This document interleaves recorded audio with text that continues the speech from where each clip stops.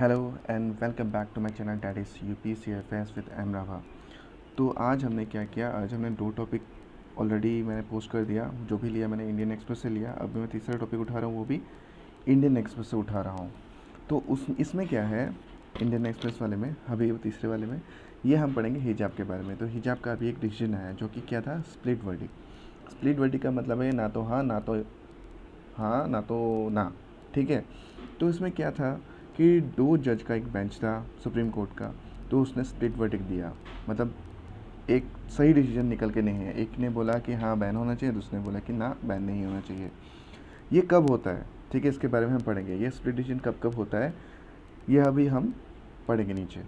तो तो इसको आगे ले जाने के लिए मैंने क्या किया, मैंने दोबारा से वाजीराम एंड रवि का सहारा लिया उस कंटेंट को जानने के लिए। तो उसमें भी ये देखे रखा है कि स्प्लिट जो वर्डिक्ट होता है, स्प्लिट जो वर्डिक्ट जो आया है सुप्रीम कोर्ट ने दिया है किसमें, कर्नाटका हिजाब बैन केस में, राइट।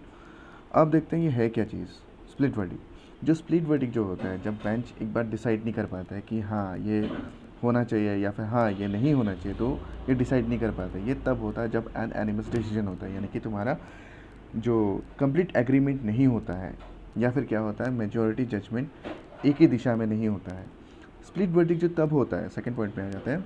स्प्लिट वर्डिक्ट तभी होता है, ओनली मतलब तब ही होता है जब बेंच में इवन नंबर ऑफ जजेज हो।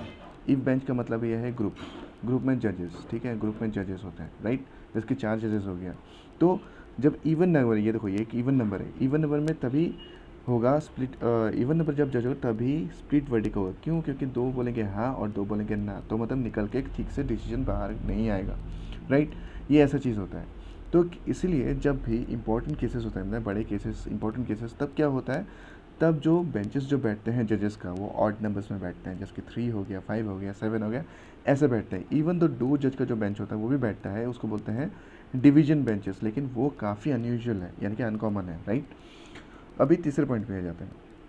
तीसरे पॉइंट क्या बताता है, in case of split verdict, जब भी स्प्लिट वर्डिक्ट होता है तो जो केस होता है वो, उस केस को क्या होता है, नेक्स्ट बार लार्जर बेंच, यानी कि लार्ज नंबर ऑफ जजेस एक बेंच में बैठे होंगे, वहाँ वहाँ पे ये जाता है, राइट।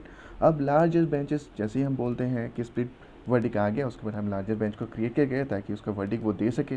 तो तब जो लार्जर बेंच होगा वो स्टार्ट होगा 3 जज के बेंच से स्टार्ट होगा, हाई कोर्ट के, या फिर जो स्प्लिट वर्डिक्ट आएगा उसको वो सुप्रीम कोर्ट के सामने रख दिया जाएगा।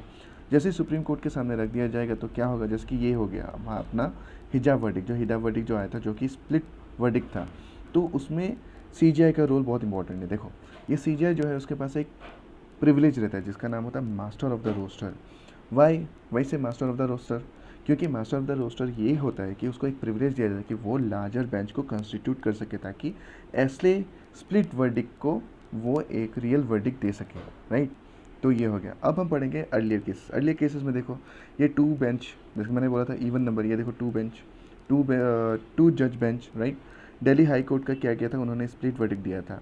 जब ये पेटिशन दिया था, पेटिशन मतलब दिया था कि निकालने के लिए, कि रिज़ल्ट निकालने की जो एक्सेप्शन दिया गया है मैरिटल रेप केस में इंडियन पिनल कोड में, वो मतलब सही है या गलत है, तो उसमें भी स्प्लिट वर्डिक्ट आया, मतलब कोई डिसीजन बाहर निकल के नहीं आया।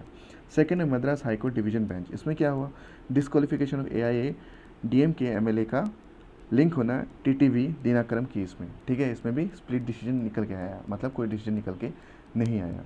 सो अभी के लिए इतना ही। सो अगर आपको मेरा कंटेंट अच्छा लगता है तो please like and subscribe, and thank you.